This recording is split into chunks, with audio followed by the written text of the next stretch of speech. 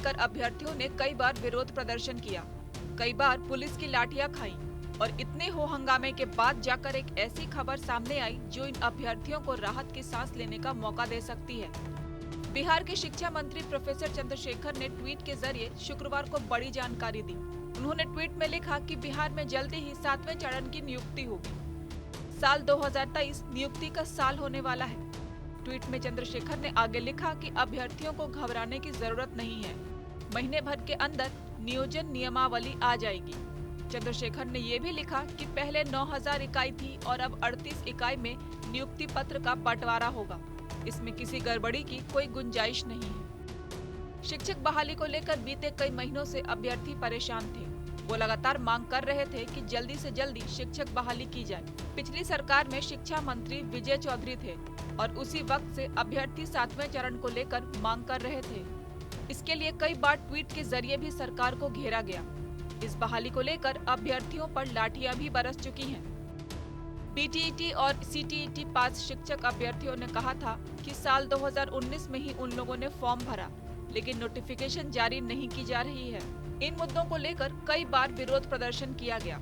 हमारी मांगे बिहार सरकार, शिक्षा विभाग 7वां चरण से पहले बिहार सरकार हमारी मांगे। बिहार में महागठबंधन की सरकार बनने से पहले ही तेजस्वी यादव ने 10 लाख नौकरियां देने की बात कही, जिसके बाद अभ्यर्थियों की उम्मीदें और ज्यादा बढ़ गईं, लेकिन अभी तक कुछ नहीं हुआ।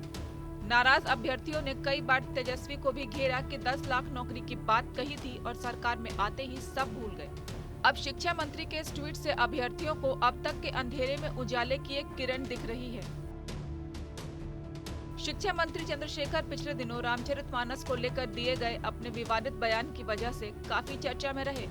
उनके बयान पर लोगों ने खासी नाराजगी जताई। अब अचानक 7वें चरण जैसा गंभीर मुद्दा लेकर सामने आए चंद्रशेखर से लोगों को उम्मीदें तो हैं, लेकिन सवाल ये भी है कि इस ट्वीट के बाद सच में कोई एक्शन लिया जाएगा या ये महज नेताओं का चुनावी जुमला बनकर रह जाएगा। और इसी में सबसे अहम सवाल ये कि चंद्रशेखर ने शिक्षक अभ्यर्थियों के लिए कोई प्लान बनाया भी है या बस पुराने विवाद को दबाने की ये एक कोशिश भर है। सवाल कई हैं जिनके जवाब धीरे धीरे ही सामने आएंगे।